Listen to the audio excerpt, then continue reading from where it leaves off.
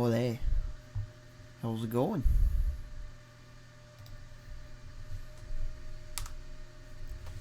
Finally, I, for once, didn't take a month to get back to actually streaming something, so there's that. Oh boy.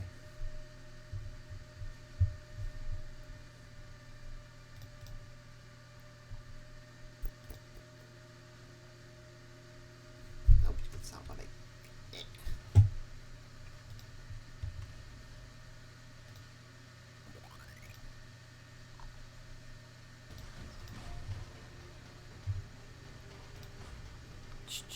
I'm just gonna boost the volume because I had everything set pretty low.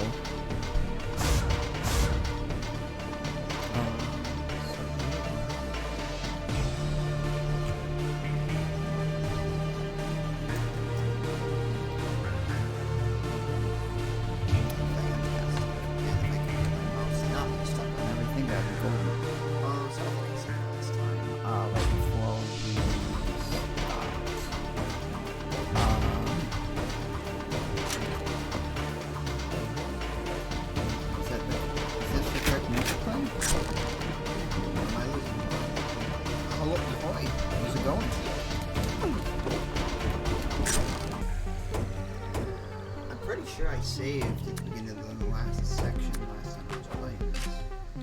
But, oh well. Gave me now, okay. Where? Hold on. This usually happens. At least in some capacity. Yeah, I can actually. How was the audio overall? When you say the audio itself, you may need to boost your mic. That is a possibility. How is that? Because see, here's the thing. On my screen, it says I'm peaking. So it's like, I don't know how much, I don't know what it sounds like on everybody else's end. So it's a little bit hard for me to judge that. I boosted my volume a little bit. I'll, quick, just... maybe put that about...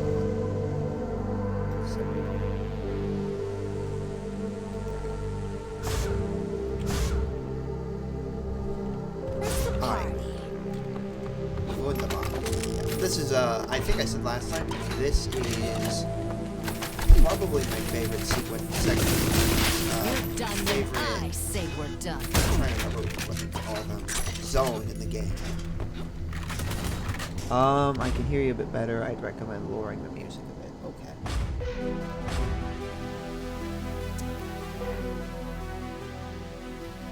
How's that?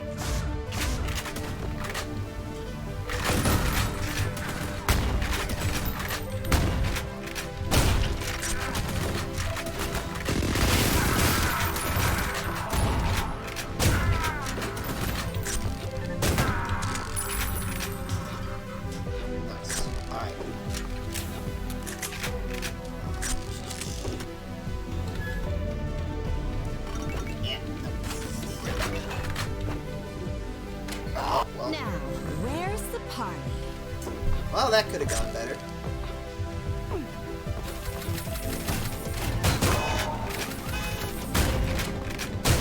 Alright. Yeah, anyway, so, I believe I've explained this already, but this game, instead of episodes, it has zones, and, out of all of them, I believe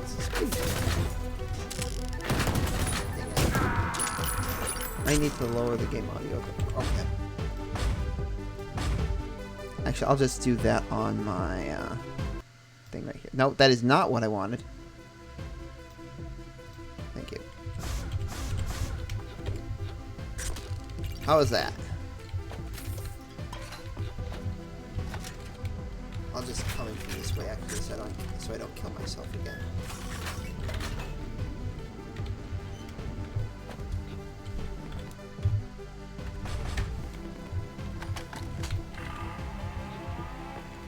Trying to remember. I don't think there's any more secrets out here.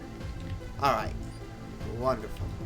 Yeah, no, I usually have to end up fiddling with my audio depending on what I'm playing or doing at the time. Because It's just, I can't hear it, obviously, on my end, what it sounds like, my voice in contrast to the game, so it's hard to kind of say where I should set it, especially since, like, what I would think it's saying my audio should be, because, like, I can see the various audio levels of my voice in contrast to what's actually... What you should be humbled over is what you're compensating for with this building. Although I would hazard a guess you're using a desk mic. I am using a desk mic, unfortunately. It's better than what I had, I'll say that. Wow. You occasionally come in louder and clearer. Yeah, that's probably because I'm just... Like, I tend to look at my, the comments a lot to see what people are saying, like... As I'm playing, if you see I'm doing terribly, it's probably partially because I'm like darting my eyes over to the comments every 5 seconds. Yum, yum, yum. And consequently, I end up moving my face so when I'm talking, you know, my face is shifting from one location to another, and as a result, the audio comes in differently.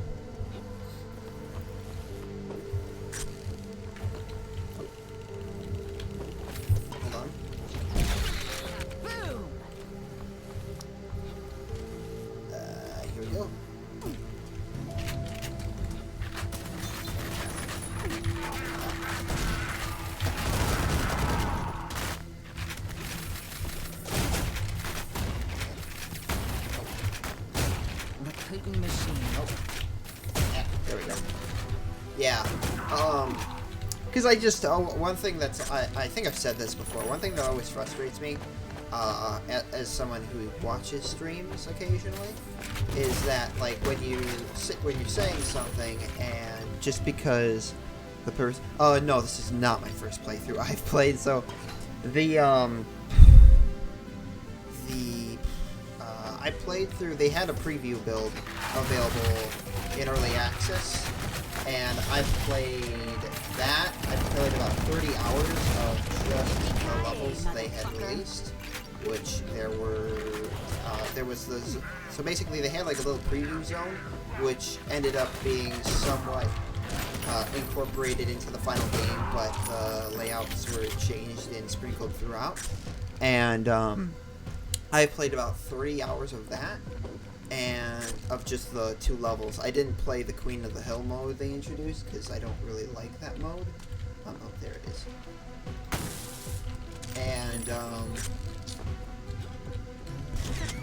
And then of the final campaign, I played about another 30 hours. And I would have had more time clocked into it, but I've been holding off playing it again until the stream.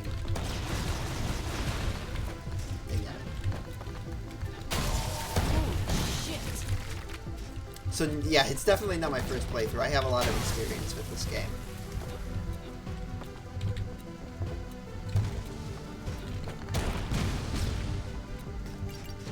I am playing on... what is it? It's Ultra Viscera, which is basically...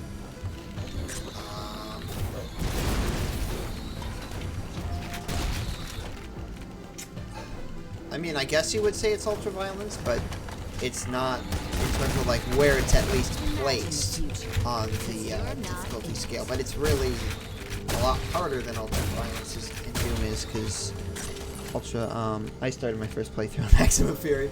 I mean, I have beaten the game on Maximum Fury, and I actually would be playing it on Maximum Fury for the stream. The problem is that Maximum Fury, because I am actually very good at this game. But the thing is that Maximum Fury runs like crap on my computer.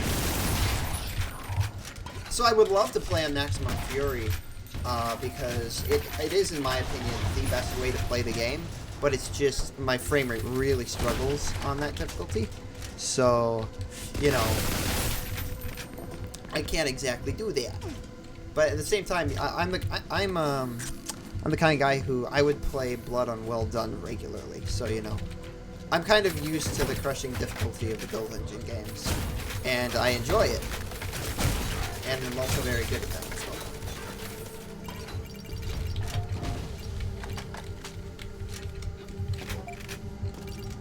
Yeah.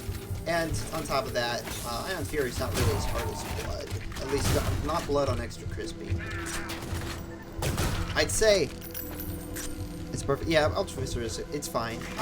It's just, it's just, to a certain extent, I think it is a little bit too easy. You might see me have a few really crappy deaths here because, like I said, every 5 seconds I'm darting over my eyes to the comments to see what you guys are saying. It's like a glove. But, right, I was already here.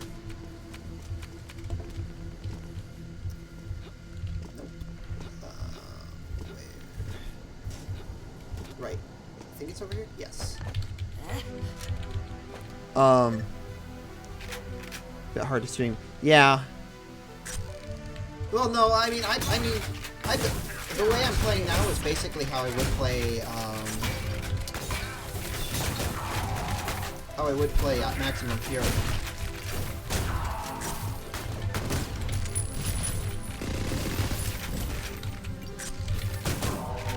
I think, see, here's the thing for me.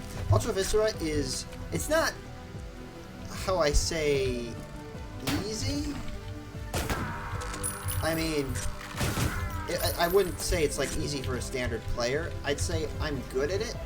There's still a few areas that like kind of get me, but I prefer to play on Maximum Fury because it's just more fun for me.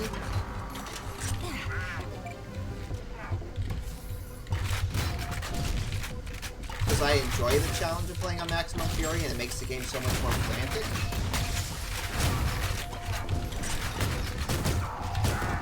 But like I said, I can't do that because of performance. Because I gotta... Because, it's a lot simpler. Yeah. Because I've explained this before last stream, but basically the build engine is a very processor-reliant engine because it effectively came out a bit before 3D acceleration became just a common thing. And as a result... it relies more on your processor than it does on your graphics card to push the visuals on the screen. Problem is, I don't have a great processor. So, you know. Come on. I've done this. There we go. Oh, there we go. Just my size. Yay. Fantastic. Yeah. And because, like, on Maximum Fury, there's so many more enemies they're throwing at you, it's just, my computer can't take it. I'm told I have a very lopsided system, because I've got a very solid graphics card, but I'm told that, like I said, my, processor ain't great. And unfortunately, it's not just something where I, like, hey, I'll just go out and buy a new processor.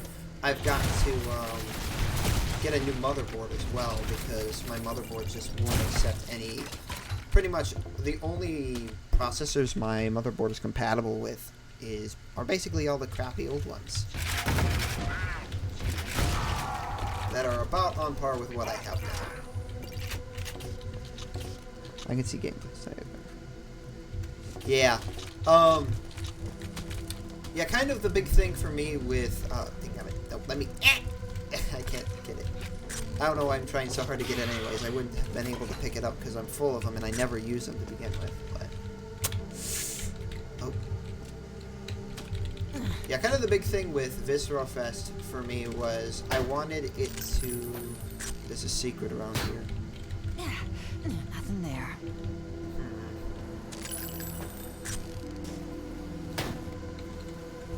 Gosh, where is it? Ah, there it is. Yeah. Are a bit lacking. Yeah. For me personally, like, I barely even use the usable items in Shadow Warrior or Doom Nukem or whatever. Which is not to say they're not useful. I just kind of forget I have them a lot of the time. So for me, it's not that big of an issue.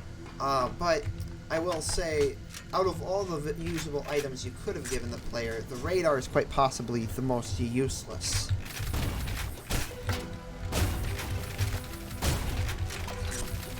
And I don't really understand why it was included.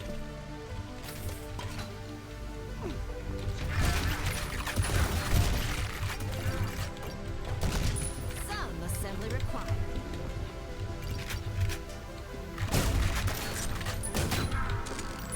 Yeah. Anyways, like I was saying, with Viscerafest, kind of what I was going for was I wanted to effectively give people a way to. So, like with a lot of old school shooters, they're already pretty fast paced as is, but a lot of Going out. what kind of dictates how you do in fights is your ability to manage your resources. And the problem is that in a lot of old school shooters like this, if you're doing poorly in a fight, more often than not, the best strategy is to kind of back away and kind of hunt for health or armor or whatever you can find, especially if you've expended what's already in the immediate area. It's like a glove. And so a big part of what I wanted to do was I wanted to alleviate some of that whilst also kind of pushing people into making the resource management aspect of the game as much a part of the combat as possible, and through that, just kind of like focusing and not dying, which is something I should probably be doing more.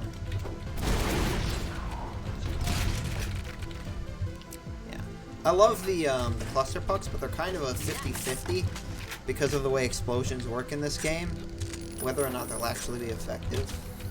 Because they're overpowered as all crap, but yeah. Okay, so there's an elevator right here. I'm missing secrets. And it's fine. It's not like I've been 100%ing this anyways. But anyways, so yeah, build engine explosions are a bit odd. The problem is that I'm sure it has something to do with the fact that this game is 2.5D, and it's kind of having a hard time figuring out how to affect the sprites in a 3D manner. Like, it's probably 2D engine, but it has to make 3D calculations, and I'm sure it has a bit of trouble with that. Especially when you calculate in things like the space around the enemies. Sorry about the Especially with these enemies, because not only do they have the standard 3D space like the other Malladan games, but they also have the different hit points on their bodies and whatnot, with you being able to get headshots, which I'm sure only complicates things even more. The expanding damage effect in Doom. Mm-hmm.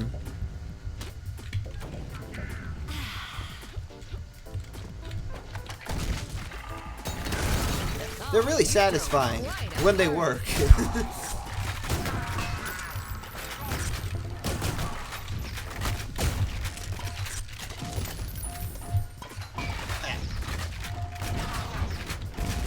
But that's another thing I brought up to one of the developers, was that it feels... Oh my goodness, what the heck? It worked a bit, but it wasn't worth having like 20 explosions go off. Yeah.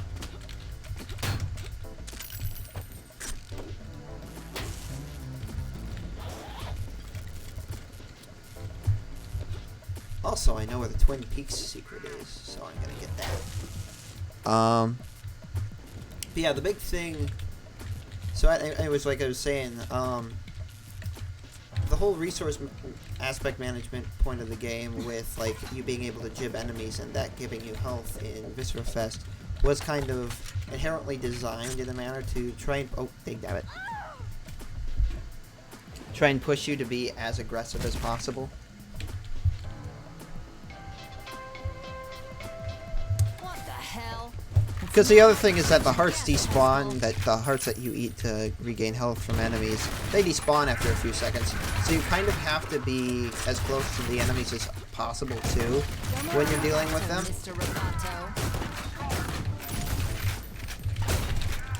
Which kind of further pushes the run and gun aspect of the game. Because it's like, if you don't get them quick, you're going to lose them.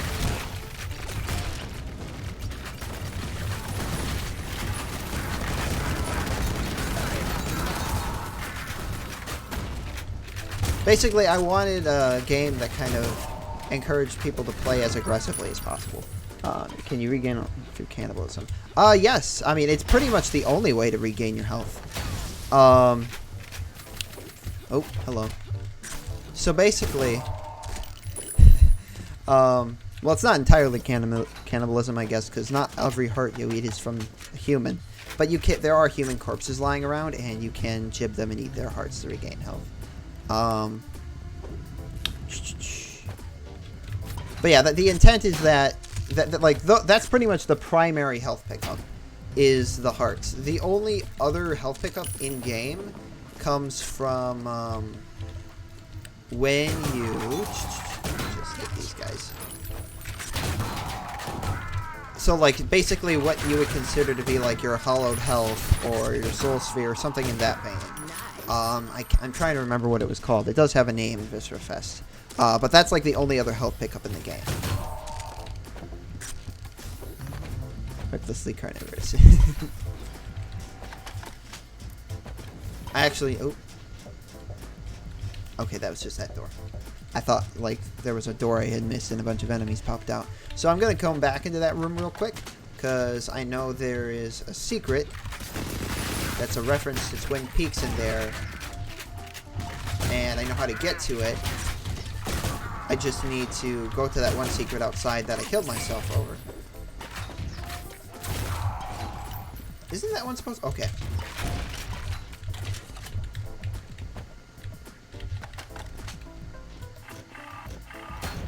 Thank you. Alright, let's quick save quick. Okay. So yeah, so there's a button right here. So you flip that. Oh. Okay. Oh, nope. Oops. So anyways, get there. Boop. Yeah. Fantastic. Alright. And now, if we go back into that room, there's a secret in here. Sad trombone. And then we can just quick run. Now ain't this dreamy? Fantastic. Alrighty. And hopefully the game doesn't break, because apparently some people have had issues where they get stuck in this room and they can't get out. Because it's supposed to, like, spawn you... Oh. Yep. It's supposed to, like, auto-spawn you back into, place. Woo! Fantastic. Alrighty, so... we got that secret. Well, it's not actually... it doesn't count as a secret, unfortunately, because of how much of a pain in the butt it is to actually find. Oh, right. I have to... I like the way you die. Probably a bit of a waste, because I don't know how much I'm actually going to be able to use it by the time I get out here.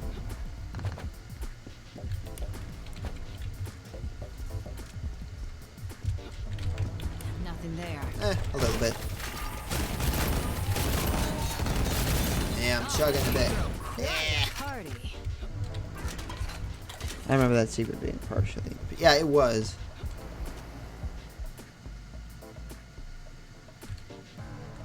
Yeah, you had to get to it a little bit differently. You could get to it... effectively, you could get to it... you didn't have to no-clip. Hello! You didn't have to no-clip to get to that secret. But it was... I don't know how you got to it in the preview campaign. Right, I don't have the right key. How's it going, Mr. Flavor Town?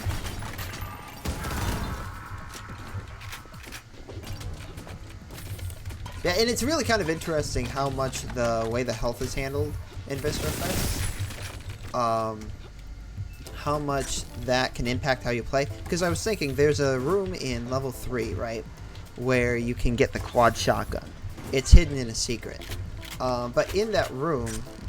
once you pick up the quad shotgun, it spawns a ton of enemies on you to basically kind of give you an idea of just how powerful the quad shotgun is. First of all, I don't think you'd be able to survive that room without the quad shotgun, but even if you could, one of the really fun things I like about it is, in that room,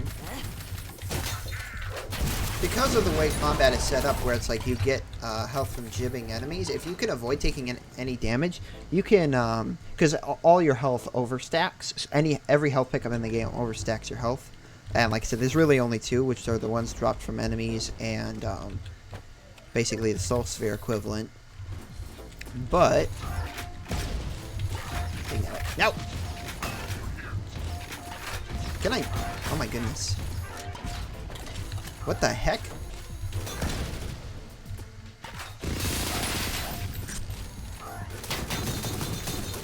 Why is this... Done when okay, that was weird. Access granted. You've just been rooted.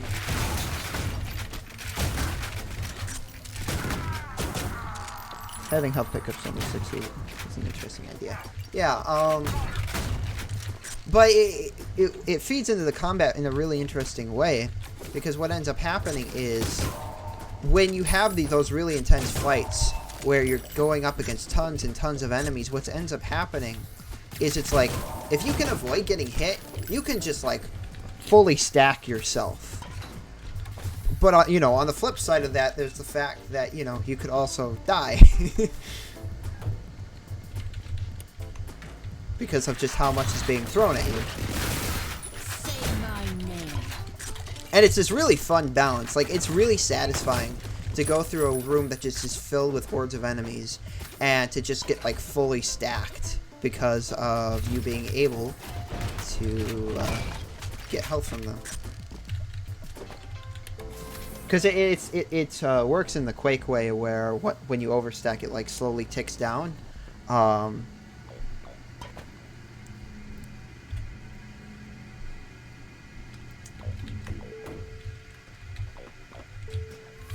I've got a bad feeling about this. But yeah, you only get like 5 health from a single enemy, which is like. And the reason for that was because of just how overpowered anything more was. Because the difficult balance is the health gain has to be significant enough that when you're dealing with, has to be significant enough that the player can regain their health, but it can't be so significant because, you know, the player can get health from every enemy. Every enemy is basically a health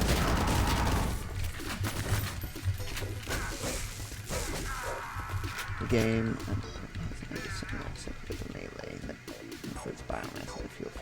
Nice. I think there's a Doom mod I played that has something like that in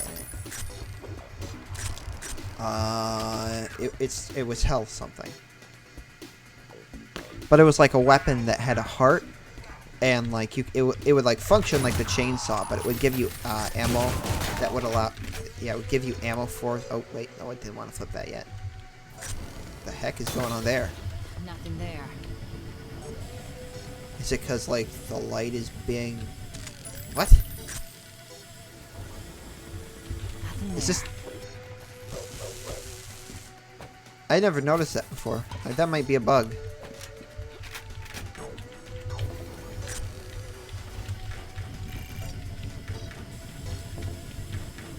But yeah, I think it... Was it Hellbound? I can't remember what it was called. Yeah, I love the lighting. Especially because I believe they had to manually paint that all in. Door safety. I've never seen that before. That's awesome.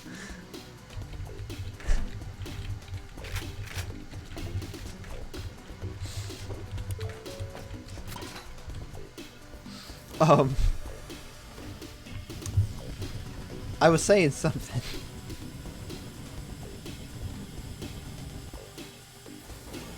But you can't have enemies give too much health, because if you did, then you'd run the risk of the player just being able to basically breeze through areas without the loss of health actually bearing any consequence. Because, you know, when you can gain health from every single enemy you're fighting, you basically, like I said, you can get to that point where you can get really overstacked. I was kind of predicting that would bounce more because I figured there were enemies around there. There will be enemies around there later. I know that. Why did I do that? And place in a locker that will totally kill you if you stand it. Yeah.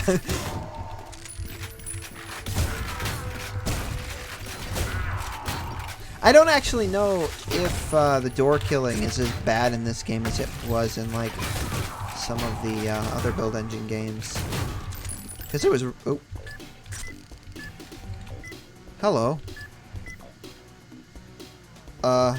Okay. Can I get the soda can? No, I want the soda can. Thank you. Yeah.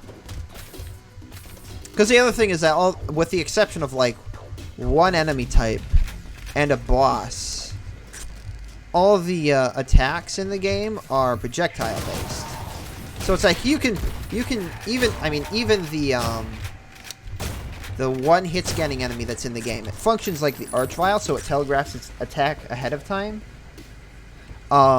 So you can effectively, you'll still be able to like predictably be able to avoid everything that's thrown at you. It's also busy. Here, wait.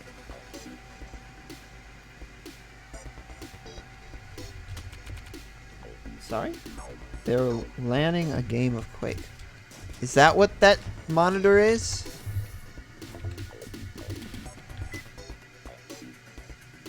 Oh, eh. Oh, gosh. I think I know. There's like, isn't that like, there was on that little pedestal right at the backside there? Wasn't there like, isn't that supposed to be now? I'm trying to remember what the map is called because I think I see what you're saying.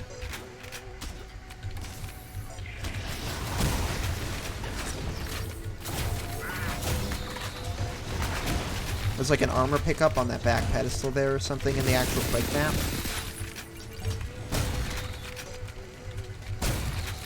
Oh, it is. Okay, hold on. Let me check that. Yeah, totally.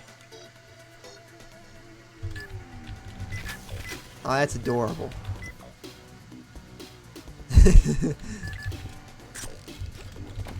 That is just adorable.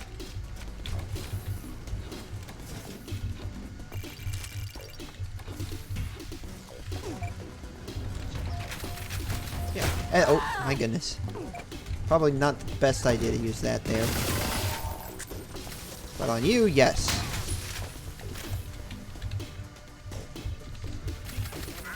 Yeah. And then some of the like really chunky enemies will give you more health.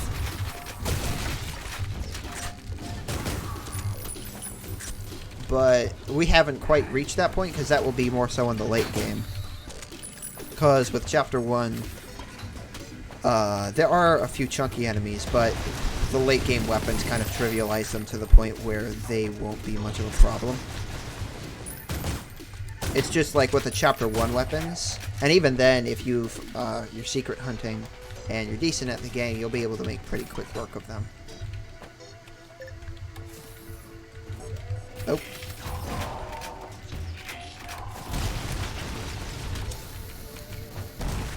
Beautiful. Oh.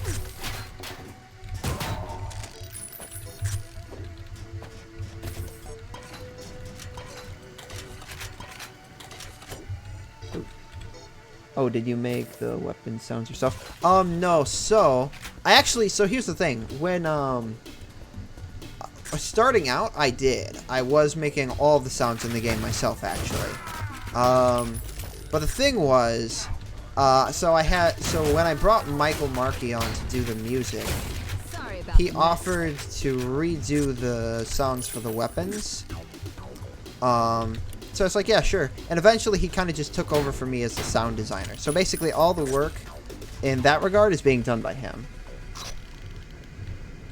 But yeah, I have been pretty experienced with making gun noises myself.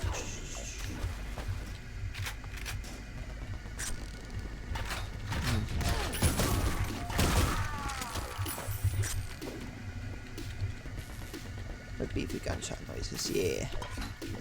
I'll say this, because having an audio designer kind of working directly through me, I think has taught me a lot in regards to audio, and it's been really beneficial for me because there have been things I just don't think about, that he's pointed out. Okay, so the red key, I need to go back to the beginning.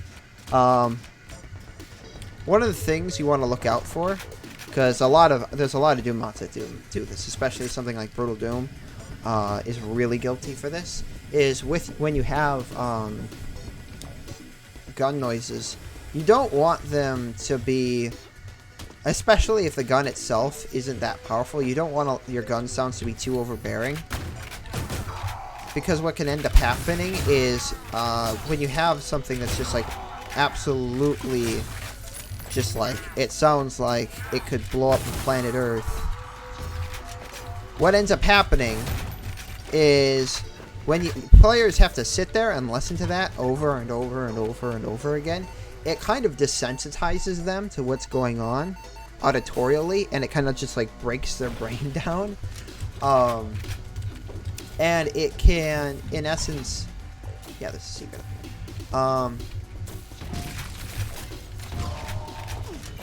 It can take something that might have initially been fun for just how ridiculously overpowered it sounds, and it can consequently make it feel really mundane and just kind of bog the entire experience down.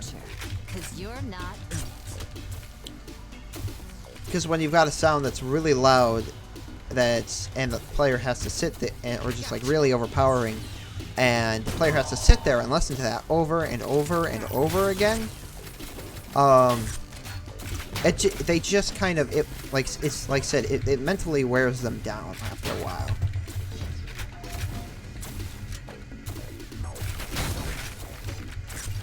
It's one of my biggest problems with Brutal Doom, is the sound effects in that mod are just so terribly, oh dang it, so terribly handled that it just, after a while, it just like I said, it mentally wears you down, and it just becomes boring because the audio work is so obnoxious. Come on, dang it! The shotgunners are the bane of my existence. Dang it! Dear God.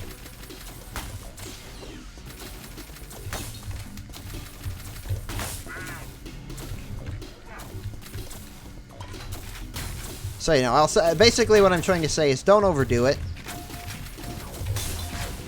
Because that is a temptation.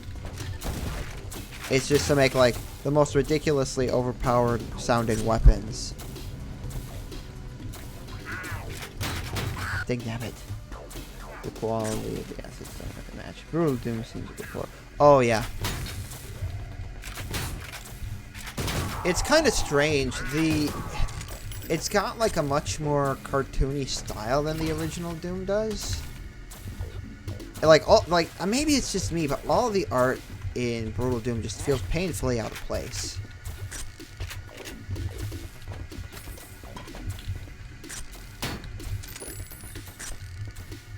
Yeah.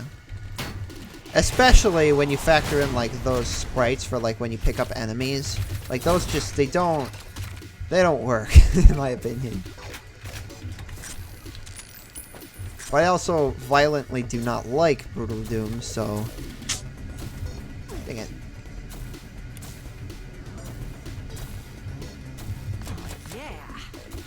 I don't think Brutal Doom is of a very high standard of quality. Yippee-ki-yay, motherfucker.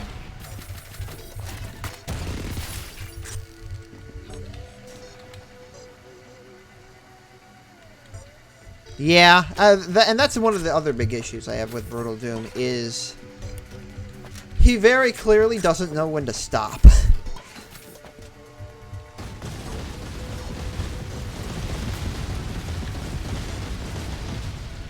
And there's just so much, like, there's so many, like, very unnecessary features in that mod that don't really add anything. They're just kind of there. Like, the executions, like, dang it. Are you kidding me?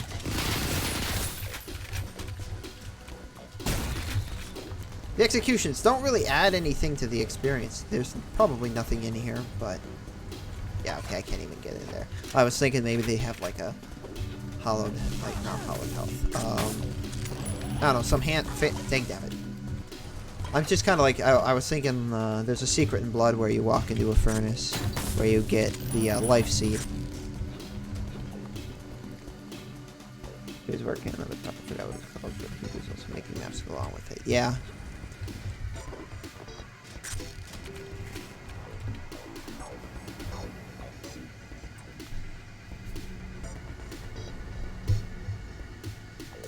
And now he's working on Viet Doom. Got some nice particle effects freaking out on the floor. Oh. It's high time we end this, Haskell.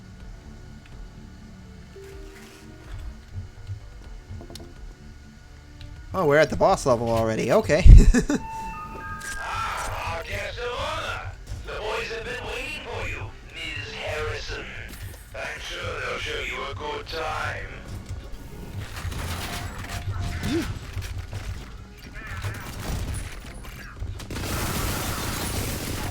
Say my name. I'll say it again. The the penetrators are just. How long have you been messing around with Doom? I have no experience with modding for Doom.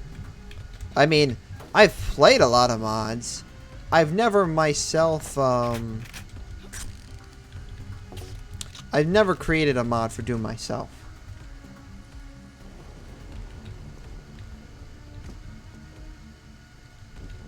Okay, now hold on. I have gotten the secret before, but I don't want to sit here fiddling around with this piano for hours on end. So what I'm going to do is I'm going to very quickly look up the notes I'm supposed to play, because I don't have them memorized.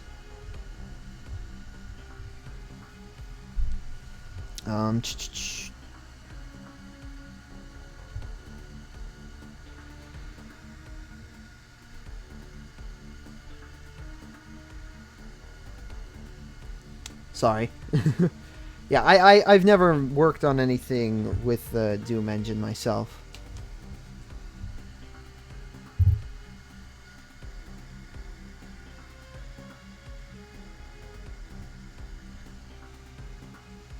No, it's not being made on Intech 1. That's actually a pretty common mistake. A lot of people have thought that it's running on Intech 1. It is not. I'm actually kind of surprised that a lot of people think that, though. It's kind of honoring, I guess. It's the best way that I've managed to get people to actually think it's running on that engine,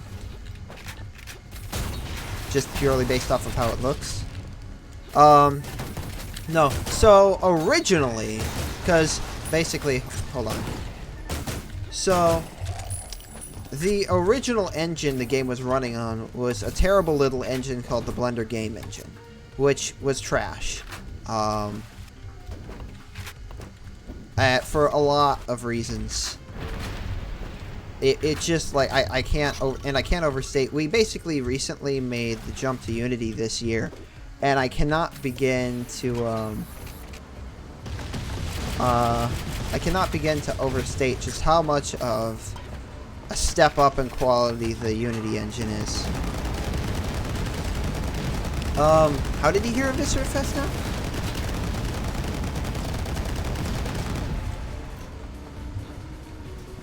Like, did somebody bring it up in, like,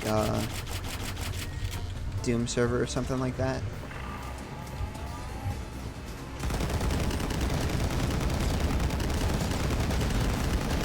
But yeah, like this boss fight here, I mentioned playing on maximum fury tanks, my frame rate.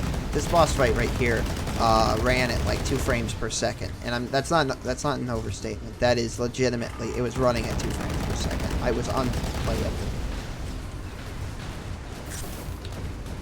Oh, okay.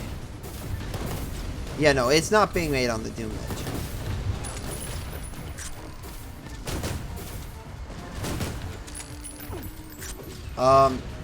But fear not, it still runs very well. We did an internal test recently because we did a giant optimization pass, and it was running at like 300 frames per second on my bud's computer, so.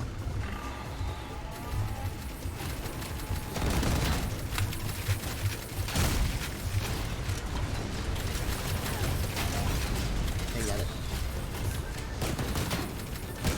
How do you like your ribs?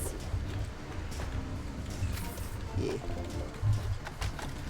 Yeah, and even if we plan to keep optimizing as we go along, because kind of my philosophy is like, I don't care if like it runs at like 300 frames per second on my computer, because on somebody else's computer it's gonna run at like 2 frames per second. So if I can get it to run at 600, oh my goodness, 600 frames per second on my computer, that would be glorious, because then it's at the very least gonna run at 4 frames per second on somebody else's computer.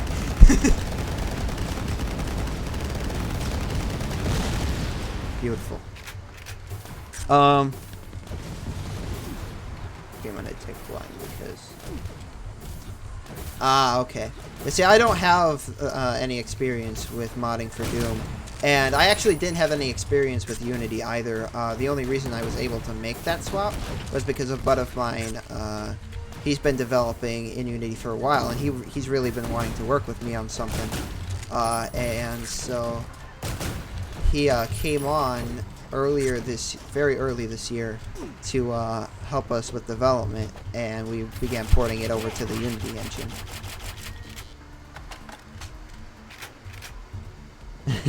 10,000 polygons. But yeah.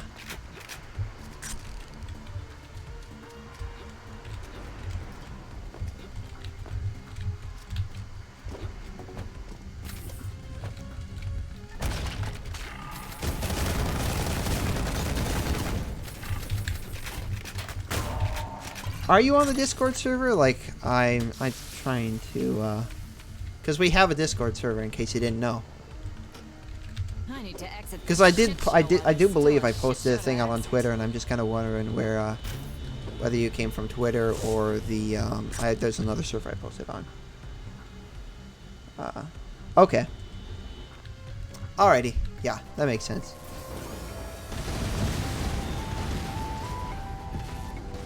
Fair enough.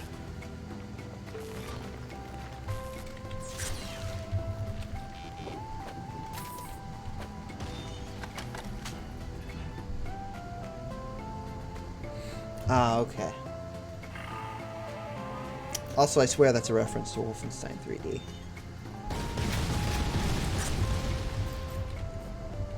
Come on. Yeah. You might have seen, if you looked it up, you might have seen we have a Game Jolt page. A lot of the screenshots on that page are outdated. If you wanted to see, like, obviously I post stuff on my server all the time, but some of the more up-to-date footage of the game you can find would be on my Twitter. And also in the Discord, which you might have seen, being that you lurk there.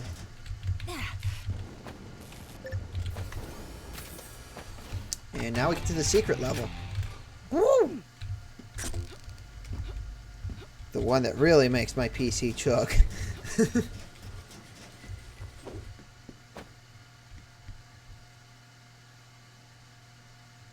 Yeah, the Discord is definitely the best place you can go to find stuff.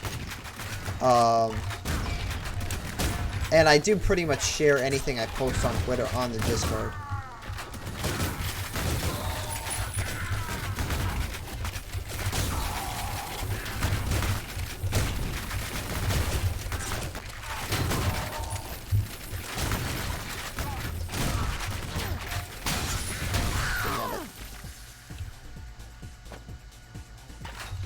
Yeah. I kind of wish it had more secret. Oh my god. He just killed himself. I kind of wish it had more secret levels, to be honest. But with that said, I mean, that's not a bad thing. It's just I would have liked more.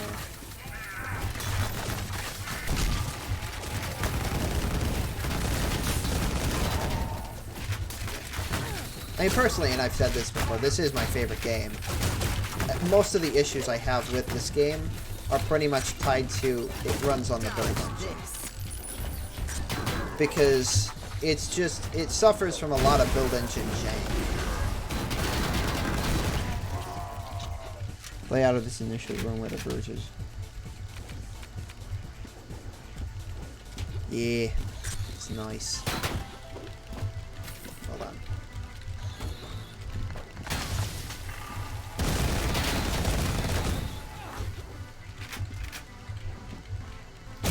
Worthless consumer models.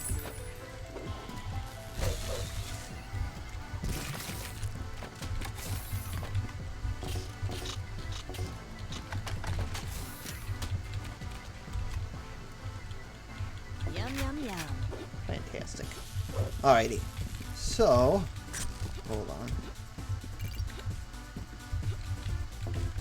Nope, that's not what I wanted.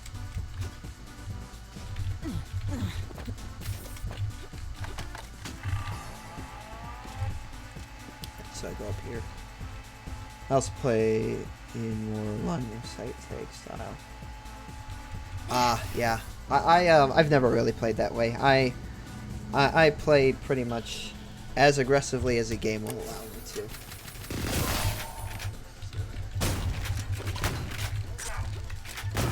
And it served me pretty well in Blood. And the other build engine games.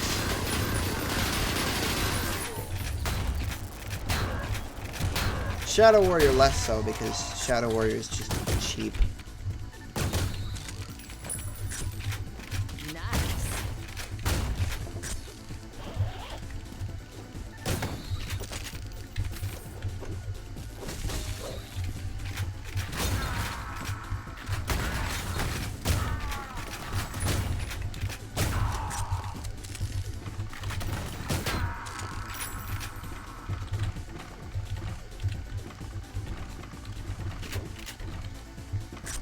There's a secret behind the couch in the hallway. This hallway? Like this couch right here, or is there another one I missed?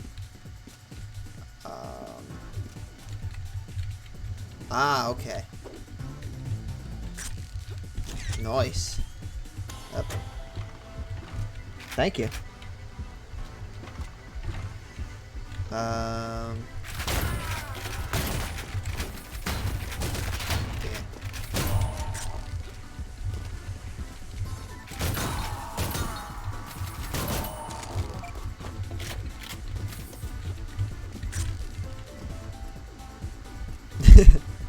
Yeah. Yeah, that's one thing I don't like about some of the secret. I mean, like, not specifically that secret, but in Ion Fury, some of the secrets I kind of feel they don't really have a tell. You know? Like, with pretty much any secret in an old school first-person shooter, the basic foundational philosophy that I have regarding secrets is that they should always have a tell of some sort. Because if they don't, then it just kind of feels cheaply hidden.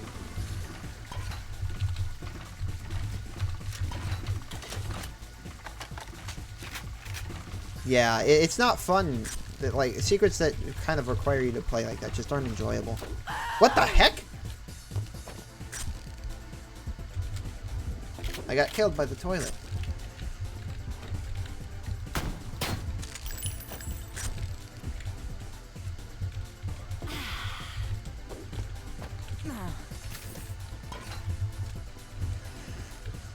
First level was pretty neat. Now, which level? Are you saying the first level of the game or the first level of this bit?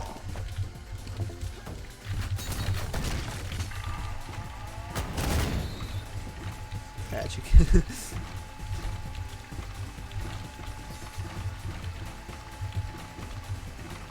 I watched one of my friends play first level of Ion Fury. Okay. I can't get paper towel, 0 out of 10. He didn't realize he could leap across rooftops at the beginning. Yeah. That'll do it.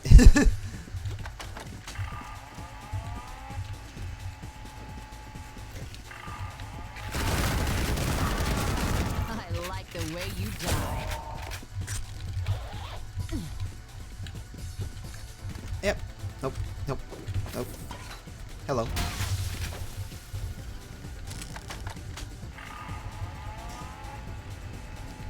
Nah, we're not going back down there yet. There's another secret up here in that elevator we gotta get. Pretty sure there's like a vent or something. Yeah, there's a vent. I'm trying to remember where I have to go to get to it. I mentioned it to him. It's like, holy crap.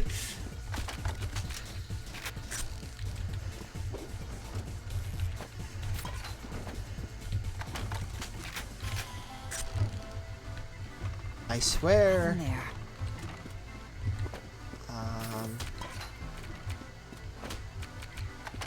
I might have to get to it from downstairs. Oh, I didn't want to do that.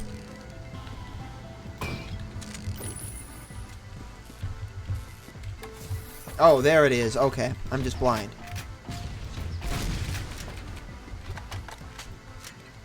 I see how it is.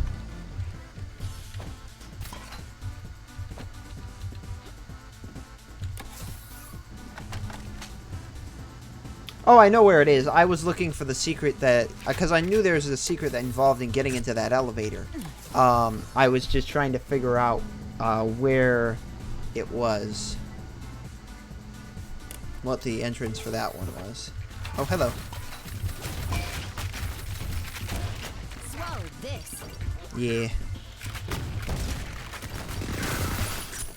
Yeah, no, I've played through this level before. Yeah. Hello. I mean, like I said, I've beaten the game probably 6 times now. Oh my god, the quarterback is toast. And I think I found this on my 3rd playthrough. Ah, dang it. Stop.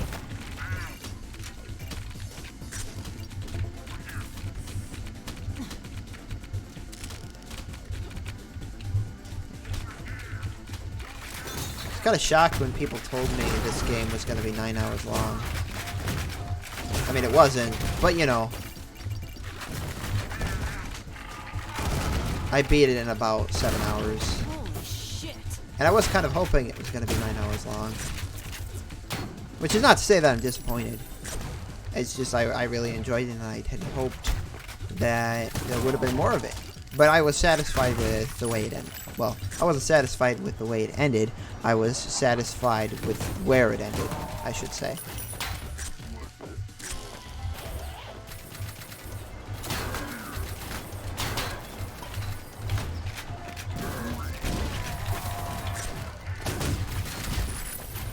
I like this co-op.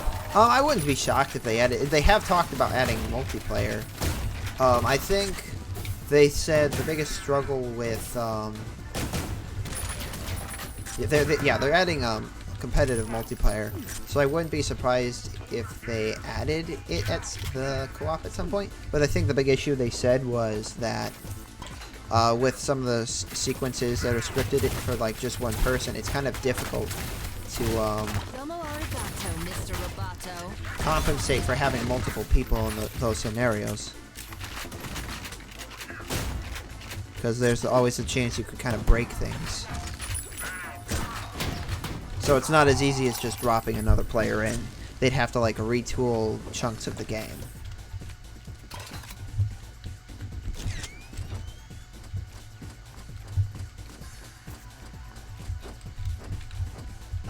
Dang it.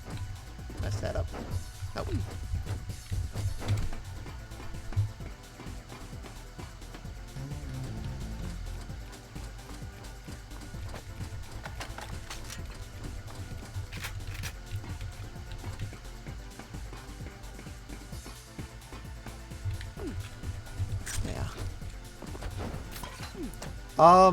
Yeah, what I'm looking forward more so to, though, is that they have confirmed they plan to add, they plan to work on expansion packs, which is what I'm really looking forward to.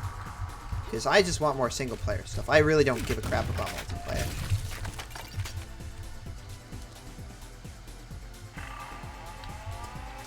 Yeah.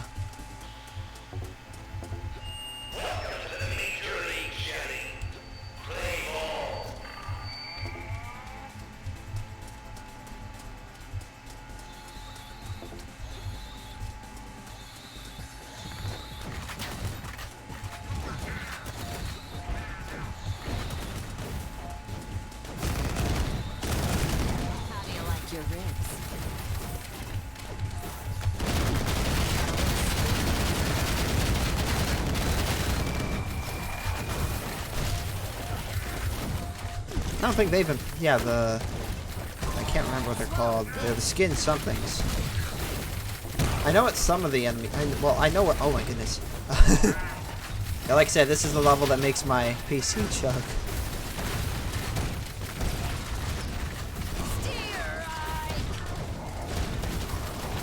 My graphics card may be sturdy.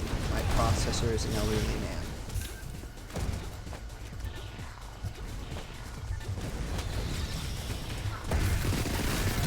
We're done when I say we're done. Oh yeah. Hold on, let's see. Nope, that's not the weapon I wanted. Nope, nope, nope, nope. There we go.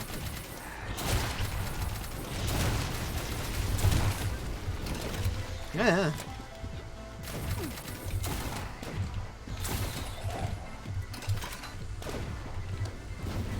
Do any tabletop gaming? Like board games? Not so much myself. If you're referring to like, what is it? Like pen and paper RPGs and stuff like that. I also haven't really done any of that, despite the fact I want to. It's just a matter of time and having the people to do it with. Quarterback is toast.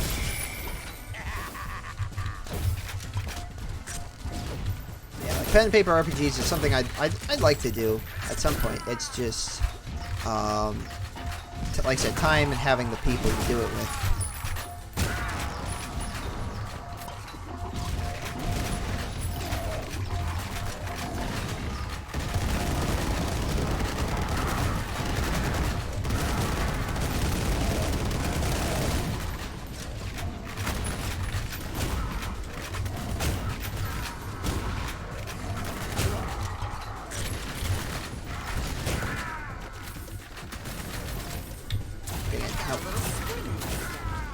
Where are they?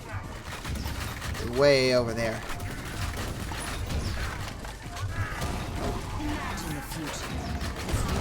The deacons. So basically, the enemies I know the names of. Yeah.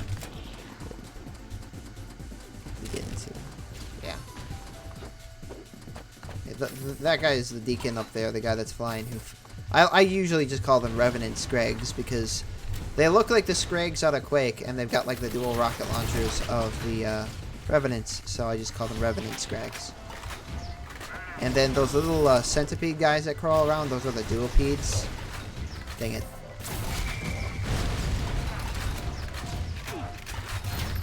These guys, oh dang it. These guys I can't remember the names of. I know the red cultists are the greater cultists, that guy right there.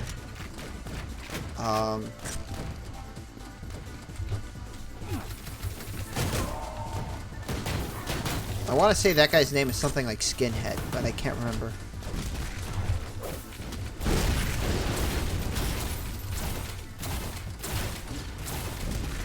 Where is he?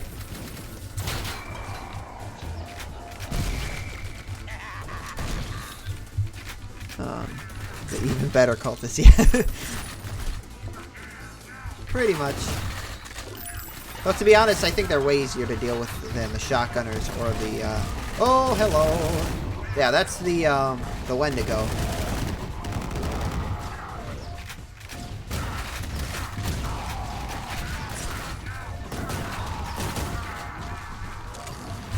Oh, dang nabbit. Yeah, the Grenadiers, the brown cultist, well, the yellow cultist now, I guess. And the Got a little spring in my the shotgunners, they just give me the worst time. Centipedes they're duopedes with a U, so it's D-U-O-pedes, basically. Where is he? What?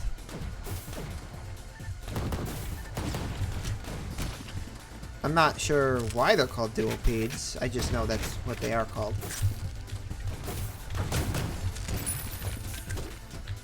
Because I at one point looked at the wiki to make sure I know what the actual names of these things were. And of course I forget, but I tried. I'll remember someday.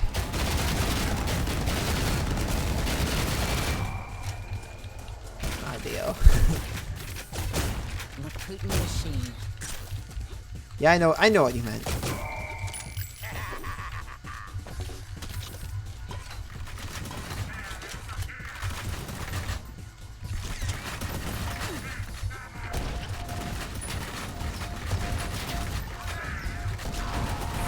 Assembly required. Whoa! Whoa! Yellow.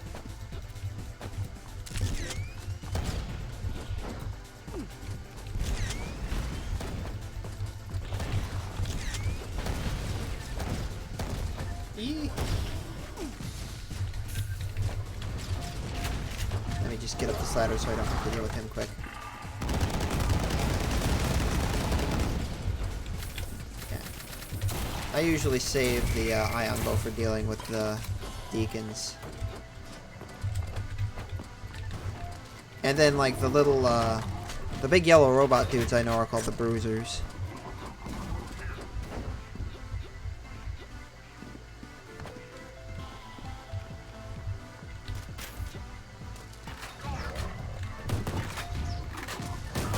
Yeah.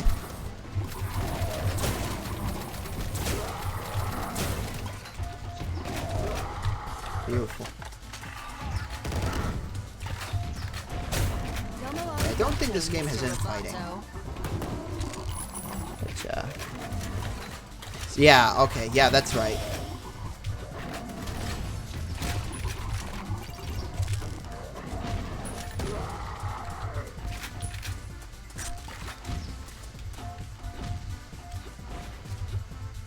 Very good. I'm gonna kick your shiny metal ass.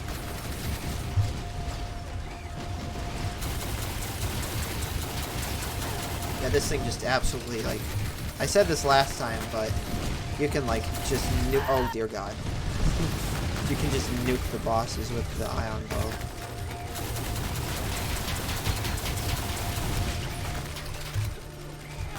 Dang it, let me... Nah. There's a bug. I mentioned this last time, but there's a bug with these mechs where they prevent you from being able to jump, in case you hadn't noticed, because I'm jumping right now.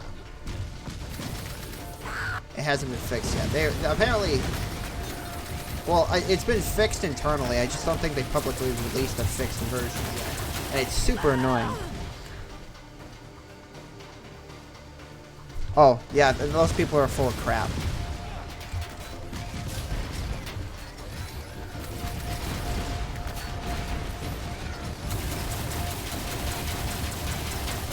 But you can take out like 1/3 of the boss's health with... Oh my dear God. I was hoping these things hadn't spawned yet.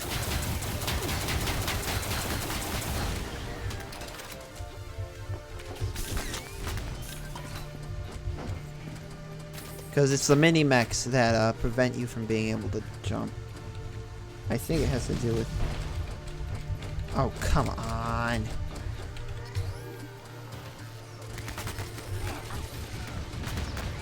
This is bullcrap. Because there's a bunch of health up there that I need.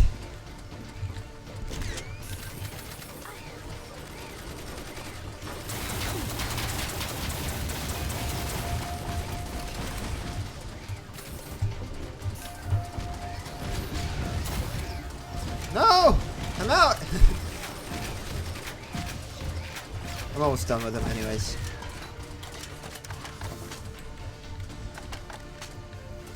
Yeah, I'm pretty sure it's specifically the mini-mechs.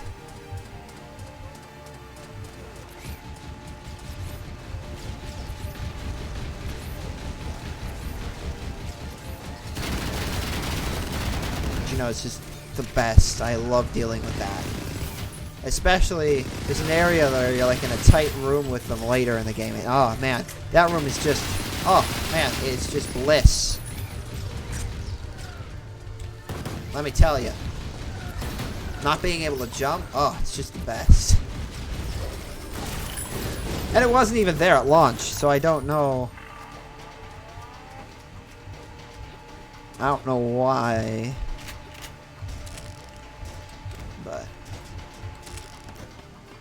unless they like fixed something that was broken with the mechs themselves, and then that caused the player's movement to break.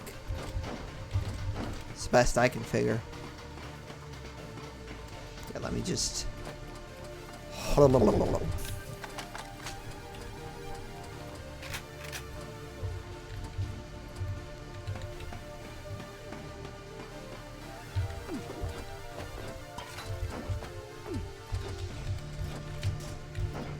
Yeah.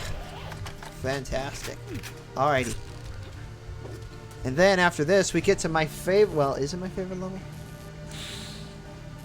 What I'm going to say for right now is my favorite level. The train level. Damn! I forgot my foam finger. Time to slip into Heskel's caboose. That's lewd.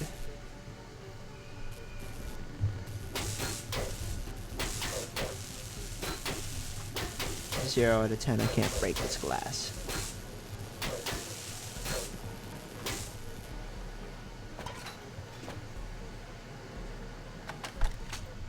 Eskel's House of Horrors is also a pretty fantastic level. Which comes right after the train level, if I remember correctly.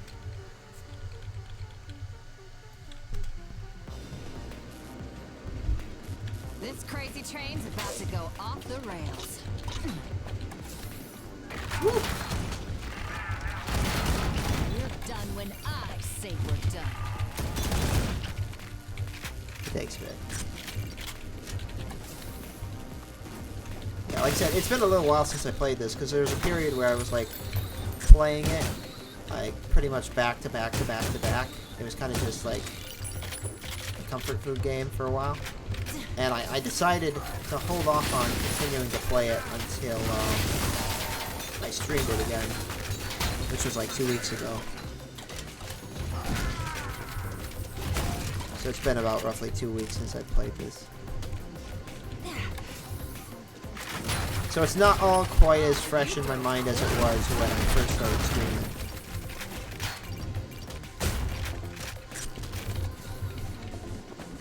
Because usually the way I play games is if I have like just a fantastic single player game that I love playing through, like Doom 2016. Yeah, Doom 2016 was this way for me for a while. I just keep replaying it over and over again.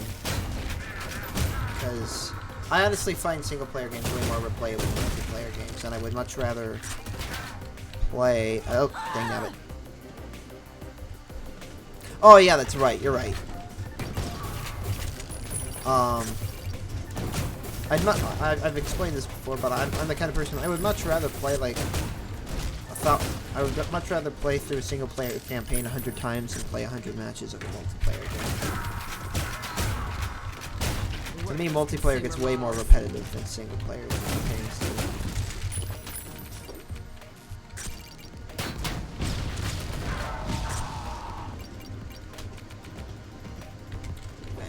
Alrighty, so... Okay, this is not the key one I need the right key for yet. That's coming up. Imagine the future.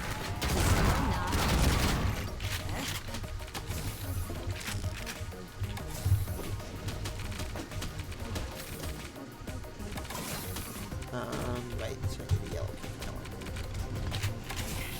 Ah!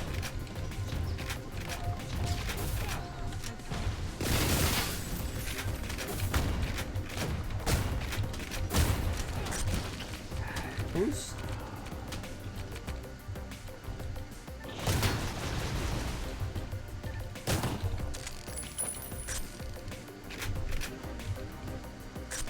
Yeah. Fair enough.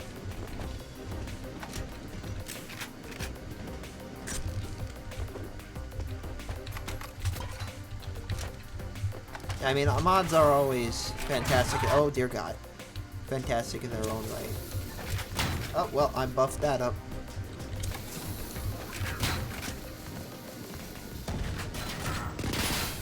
And that did nothing, so that's...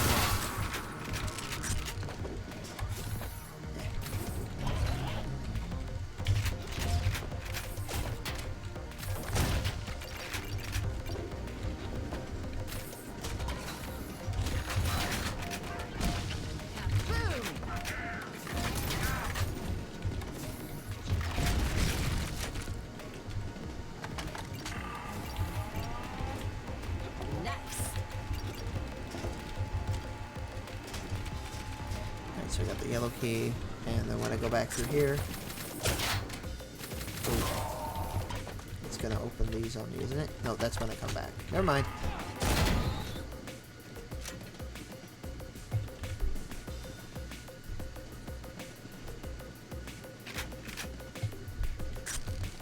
Nice. Yeah, that's always that always sounds fun. I mean, Viscerafest itself has a little dashing mechanic, and it's really fun too because it's got proper bunny hopping, and like one thing you can do is you can chain the dashing with your bunny hopping. So like one, it allows you to get up to speed faster with your bunny hopping than you would be able to if you were just doing standard bunny hopping. But it also allows you to push the speed gap. So.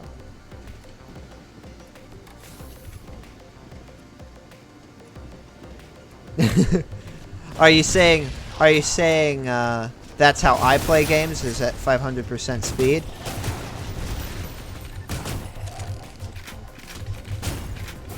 Because, I mean, you wouldn't be wrong. Dang it. Come on. Are you... Thank you.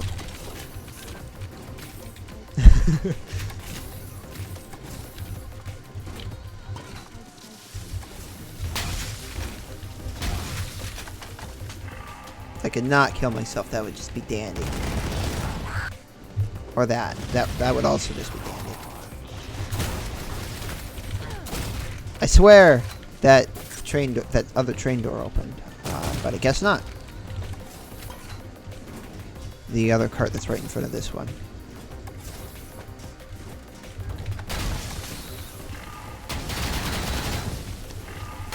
What's her game called, by the way? Or has nothing on it come out yet? Like, is it pretty private right now? Oh. We aren't necessarily designing the game around it, but we'd like to make sure it's possible to do it. Yeah. I get ya.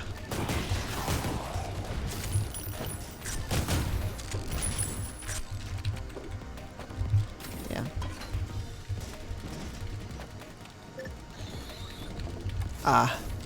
Is there anything public on it right now?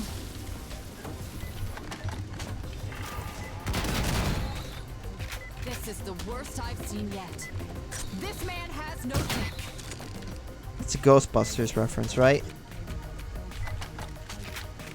I mean, not quite a Ghostbusters reference, but it feels like that's the intent. Yep. Where is he? Oh, hi!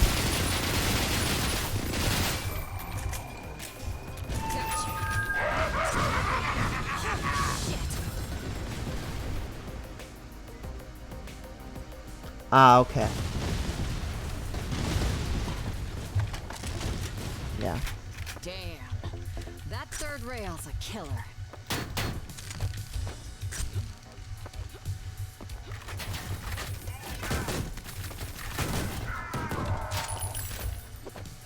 Nice. Oh. And this is like a standalone game, I'm assuming. I mean, like, it's running off like the Z-Doom engine or whatever, but it's like you would be able to play it standalone. Main thing I'm working right now is that. Ah, okay.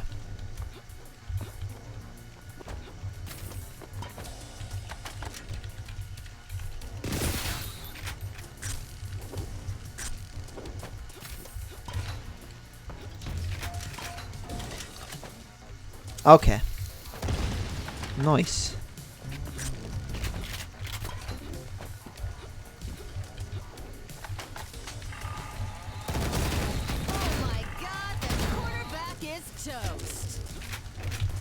Yeah. Yeah, I'm kind of doing a wide variety of things as of the moment. Because, I mean, I do generally, pretty much the only things I don't do are the coding and the sound and music. Everything else I do.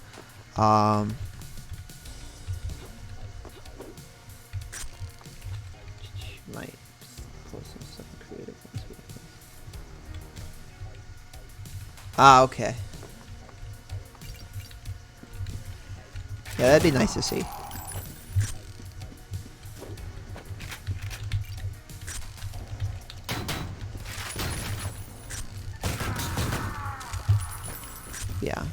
I do all of the art.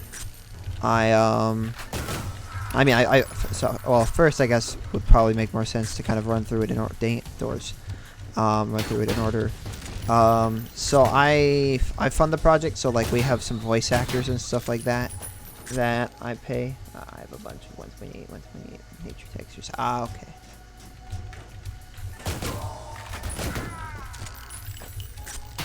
Just nothing that's in the game yet.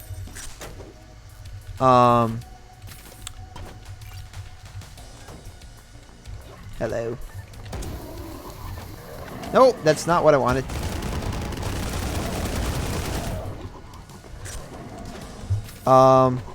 So yeah, anyways. Oh, ooh. So yeah, so I fund the project. I do all of the artwork and the animations. I do all the level design. I do general management for the project. And I also, basically, on the engine stuff, I handle a lot of the polishing as well.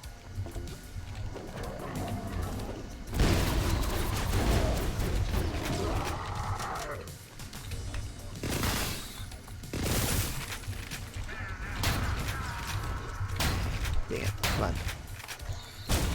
Holy shit. Yeah. And then we have Elijah Allen, who is doing the coding, and like I said, Michael Markey, who's doing the music and sound. And let me tell you, the sound is just, is beautiful.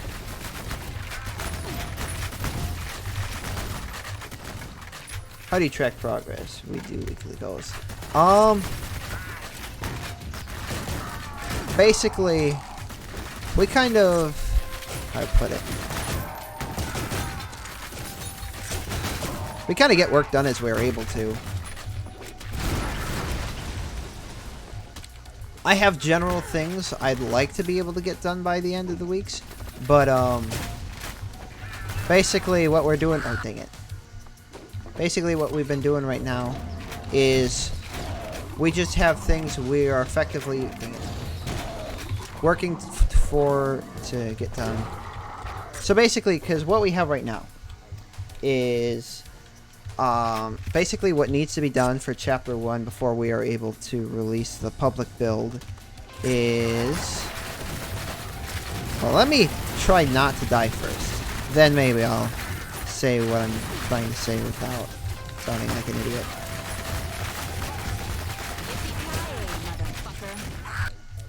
Because I have a hard time with this room when I'm not talking out of my butt.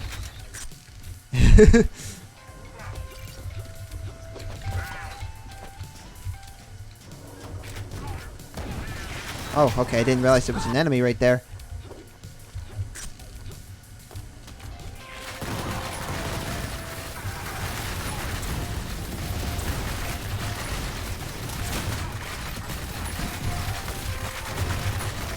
It's that turret that really gets me. I would just cheat the room without rolling bombs. But that's no fun. Oh, dang it. I play to have fun. And I have done this room very well. It's just that, like, because I'm regularly checking my comments and, you know, trying to talk at the same time. Damn. Dang it. You know, it kind of makes it hard to play well.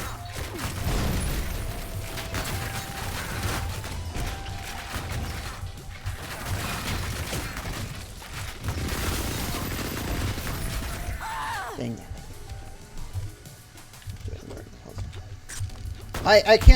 There are a few rooms like this in this game that I have been able to breeze through really easily. It's just, like I said, right now my focus is in kind of 50 places at once, which makes it harder for me to play well.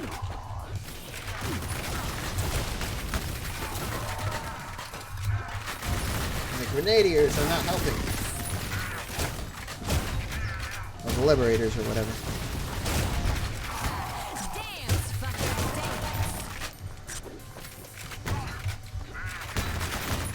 know. But it's pretty clear the designers did not intend for me to play this way. I can't imagine why they wouldn't expect me to, you know, be good at the game.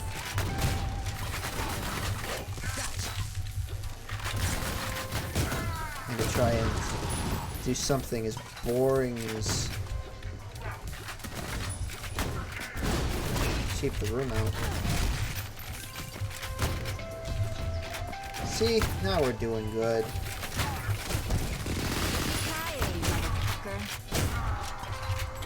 Yeah, so anyways, so what we've got right now is we're kind of wrapping up working on the enemies. Because we were effectively before trying to... Basically, we wanted to get all the enemies in for Chapter 1. So that way, when we get to the actual levels themselves, it's just, you know, kind of drag and drop. So we finished all their AI stuff. And we're kind of just, right now, all we really have left for the enemies is one of our enemies tends to like to run into walls a lot. Because he moves really fast. And his nav stuff kind of is a bit funny at the moment. So we're basically, that's all we really have left in terms of enemies. After that, we're moving to getting the rest of the weapons for Chapter 1 in. And then from there, we're going to get the 4th level, because we have the first 3 levels of Chapter 1 currently playable. Going to get the 4th level in, and then polish up all of the levels that we currently have in the game. Once that's done, we're going to move on to basically all of the much more complicated and difficult levels to work on for Chapter 1. Okay, do you use placed waypoints or for pathfinding though? For enemies? I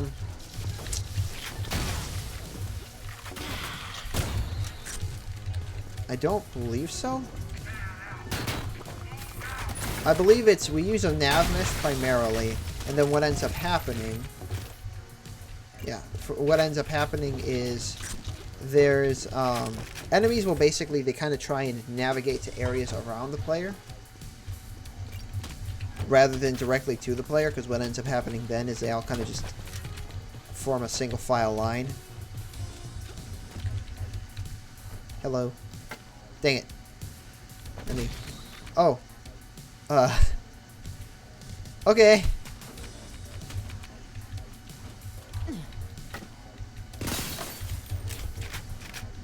But yeah, so, because otherwise they kind of travel in a single file line, which is not really something we want. 3 hands per split second.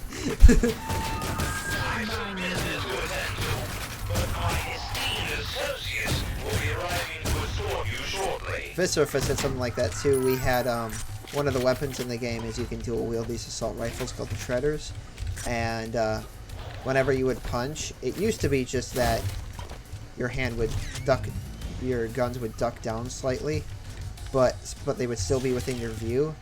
So it was like, yeah, you had like 3 hands for a bit. It's kind of funny. I can just, thank you.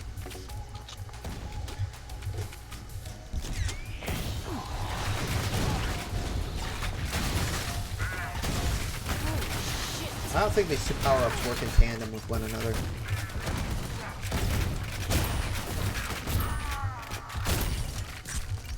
Which is unfortunate. Hello. A girl could always use a little extra protection. What do I need this for? Is there like a secret that involves me using this? Oh, hello!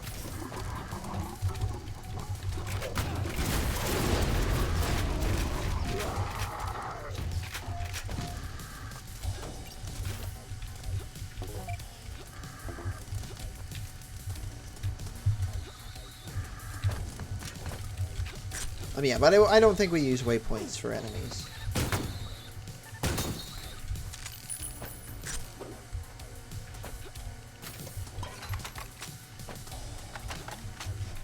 I have to beeline it. Okay, what do you mean I have to beeline it?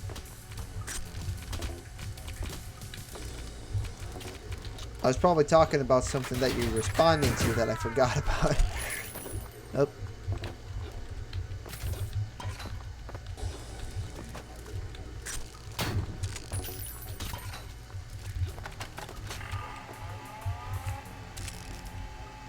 So I have the yellow key, right?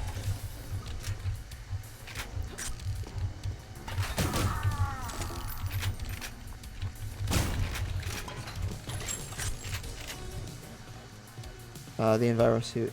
I believe you use it. Oh, no. No. You don't get. You get. Use the Hellraiser secret. The Hellraiser secret doesn't require that.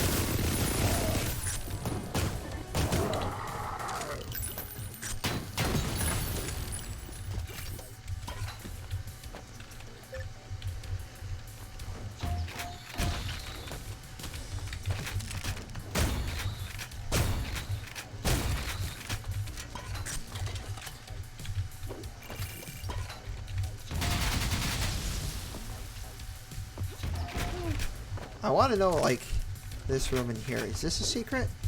Like, is there some switch or something somewhere that opens that? I don't know. Because I feel like that looks like a very secret door. But yeah, the AI is one of the things we're working on a lot right now. Yeah.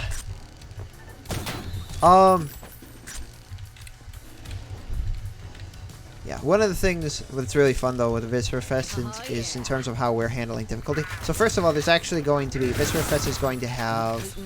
I believe it's 6 difficulty settings. And the reason for that is because I was... The level of difficulty I want to be able to have Viscerafest effectively reach, I think is more than most people will be able to handle. And I'm afraid that what will happen is if I don't have enough difficulty settings, I won't be able to downscale the difficulty enough that most people would be able to play it. Because, like, you know, you don't want to have the difficulty jump down so much in between difficulties that it, like, they feel like just wildly different experiences. But at the same time, you don't want, yeah. We basically, it's just, we want to have enough difficulty settings so that as many people will be able to play the game as possible regardless of their desired skill, let's say. I don't know about that. Because the goal, at the end of the day, is to make the hardest difficulty setting about as hard as Extra Crispy, if not harder, from Blood. Which is one of the reasons why we are having that many difficulty settings. Basically, here's the way we're balancing the game. Up until the 4th difficulty setting, so the difficulty settings, yeah. So there's basically like I said, there's 6 difficulty settings. There's G, PG, PG-13, R, NC-17, and then X. The 4th difficulty setting, R, is the hardest difficulty that will be fair. Will have respawning enemies? No. So what's going to change in between difficulties is enemies will be more aggressive. They'll attack more frequently. Enemies will be faster. And there will be more enemies. That's what's going to change in between the difficulty settings.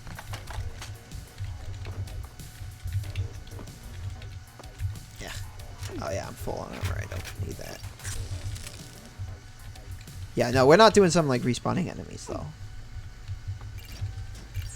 Just because I don't think that's fun. Nice. But that said, it will be very, very difficult. Swallow this. AI changing based on difficulty, so anything. Yeah, and that's kind of the intent. Was I was like, because for me, my perspective was the reason we went with like enemies being less aggressive and okay, gotta get food. Alright, I will finish that thought when you get back. Nice. Dodge this. Yeah.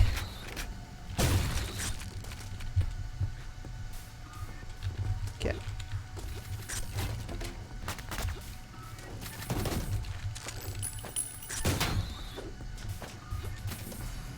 Should have known Haskell wasn't a believer in feng shui. Not the feng shui. Okay. Let's get up here.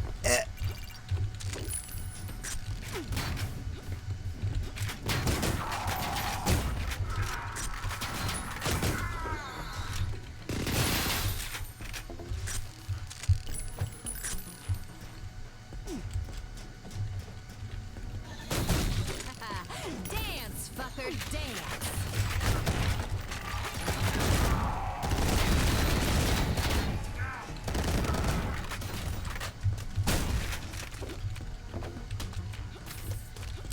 Alright, so there's not a secret over here, I don't think. So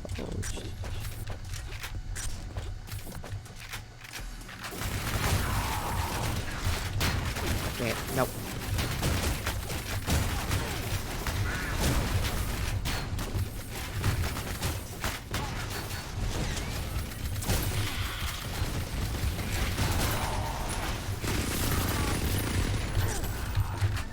I like the way you die. Oh, beautiful. I don't think I've ever gotten through this room this well.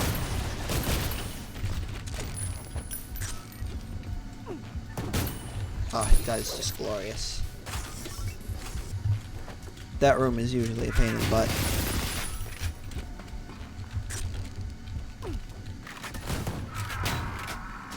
Well, for that alone, I'm gonna quick save.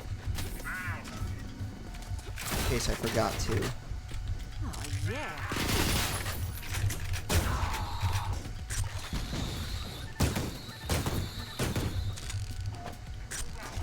It's helpful right there. I really needed that. Ah! Oh. Oh, well.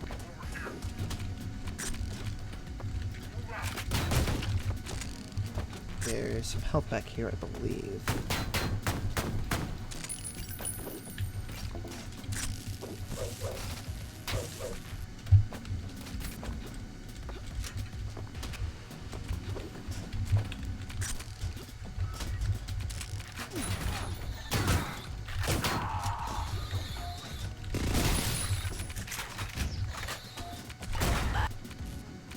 Why though?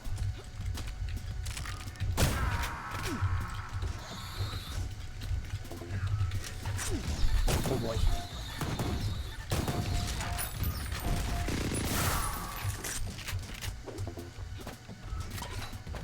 Alright, so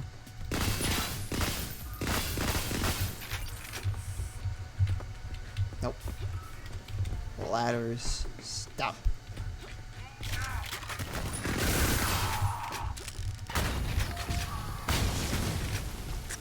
Okay, boop.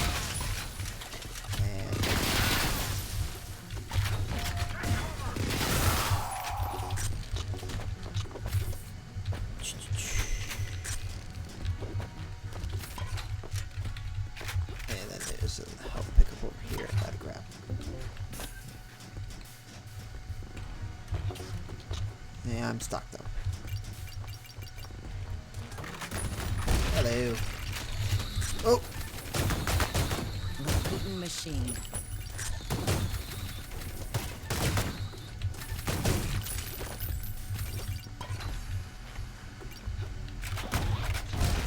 Oh, yeah.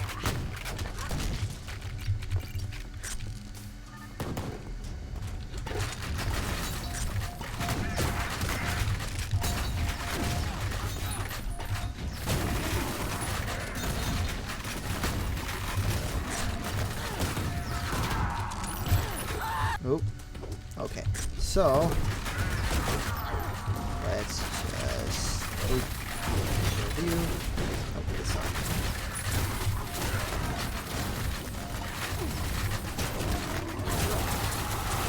Dang nabbit.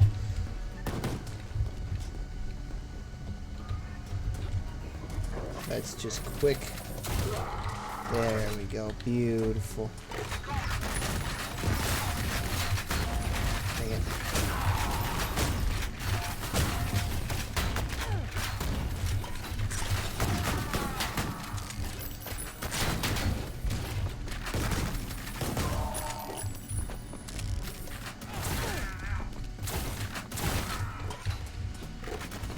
He's not dead.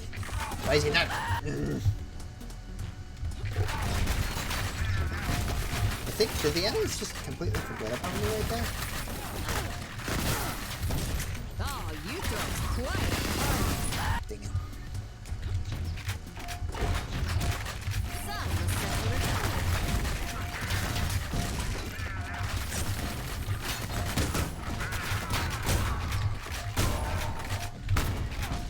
Please don't do that. Ooh. Ah.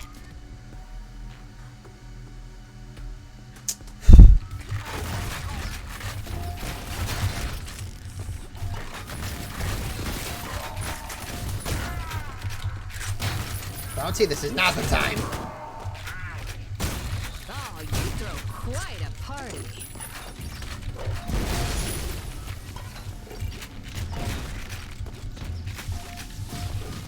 My cat is trying to get up on my desk. He's like waiting for the perfect moment to just pop up on my keyboard.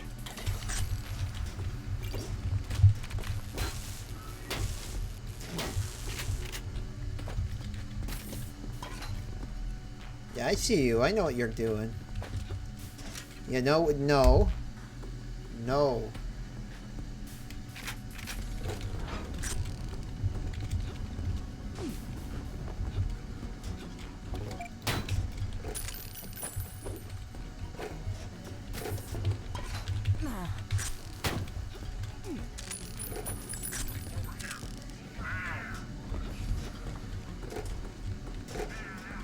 I didn't notice that before. I think the lights just only go on when you're standing in there. Oh!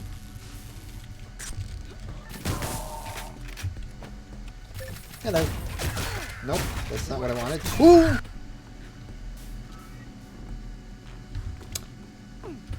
Ooh.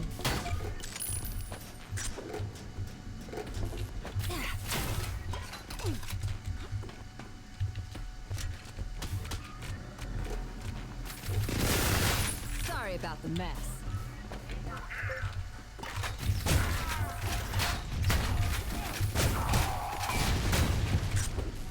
No!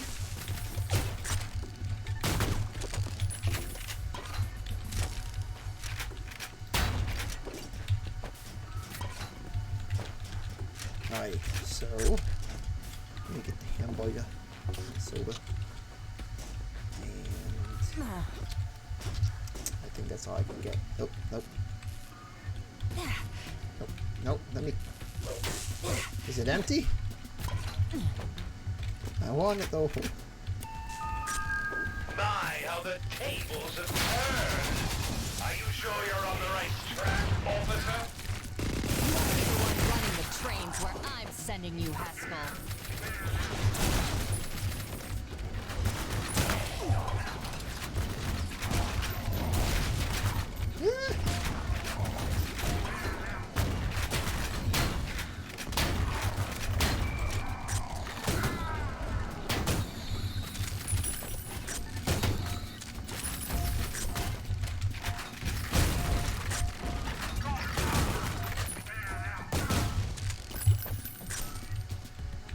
Is there somebody else throwing stuff in there? I think there was, but I don't know. I thought I saw a loose grenade fly.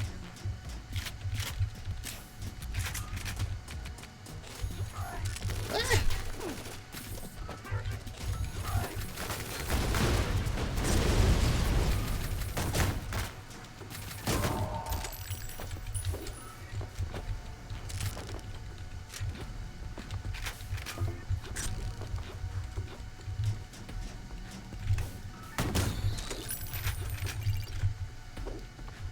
And there's a secret down here.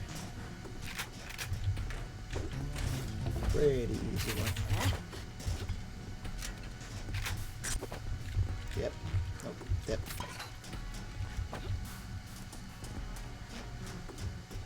No, wait. Wrong way.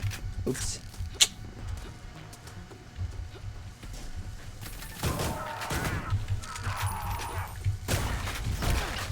Please don't do that.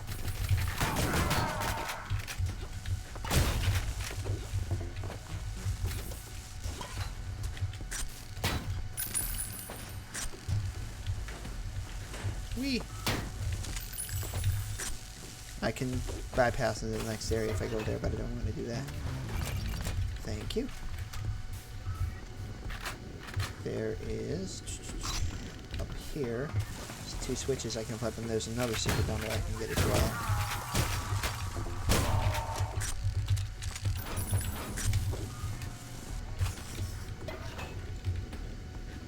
Thank you.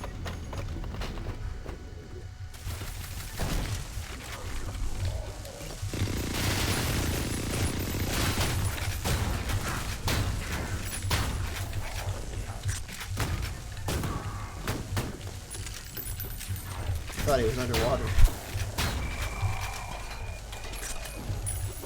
Alright, so hello.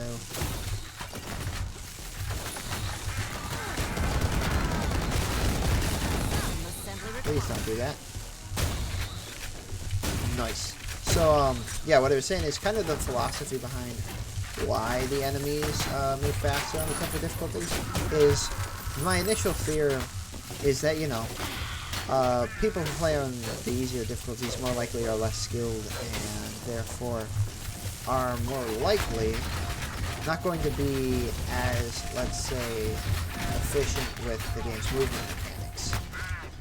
As a result, they'll be having a hard enough time with the enemies as is, without them being able to move quickly. But like when you're good at the movement mechanics and how quickly you're able to move, what can end up happening is that, or what I am more so afraid would happen, and know would happen because it happened with me, is that when the enemies were slow, you can very easily outmaneuver them and outrun them and bypass them, and they have no chance of keeping up with you.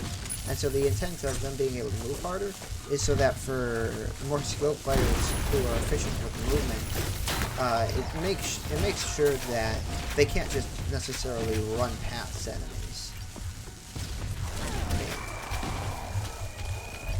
Well, I died.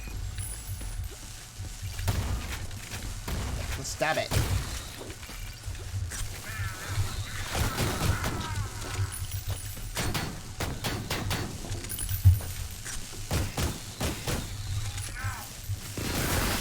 Say my name. Yeah.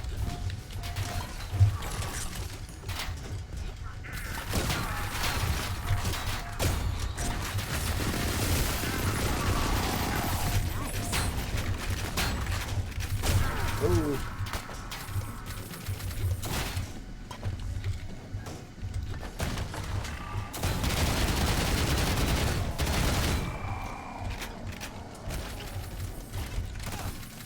As fast as you? I don't know about as fast as you. I mean, I'd imagine it's going to depend on the enemy type, obviously.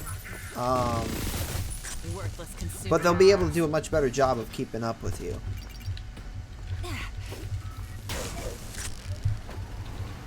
Like, certain melee types might be able to move about as fast as you can.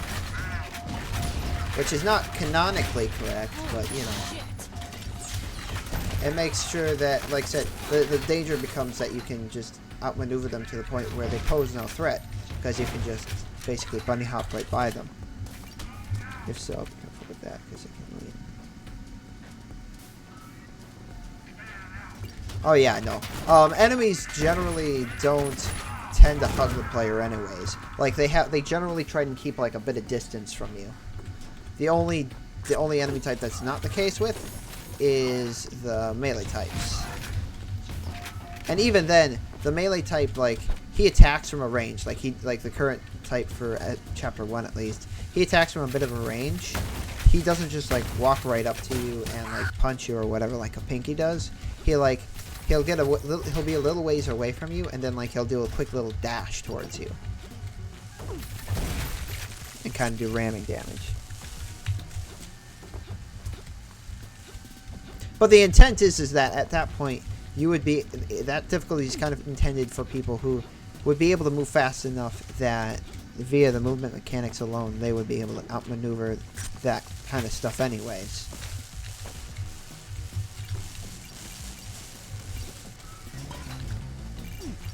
Gotcha.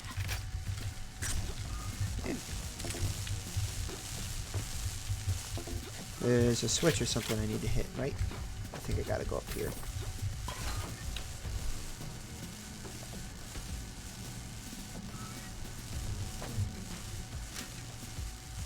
Time are we getting to? Oh, we're at 2 hours. I'm gonna get going here pretty quick. Hello. Once I take care of this guy, I'll be heading out. Yeah. But the general thing is, like, when you're good at the movement, encounters with enemies tend to be trivialized purely from the standpoint of you can do such a great job of outmaneuvering them that they don't pose as much of a threat to you. Which is basically the reasoning behind why they would be able to move faster on harder difficulties. But yeah, so I'm going to be heading out. Thank you for stopping by. It was nice having you. I'll be in the Discord still tonight if you wanted to talk more, hang out more. If the level allows you to progress without killing. Yeah, and most of the levels do allow you to do that. Yeah, I'll be in the Discord, so if you want to chat. I just got stuff I got to get done tonight as well, because it's 8:30 and I have to get up at 5 in the morning for work, which is always fun. I'd stay up later on the weekends, but I don't really have a choice, because I want to not be dead when I wake up in the morning. So, but yeah, thanks for joining me. It was nice having you. And I will see you hopefully next time I stream. So, adios.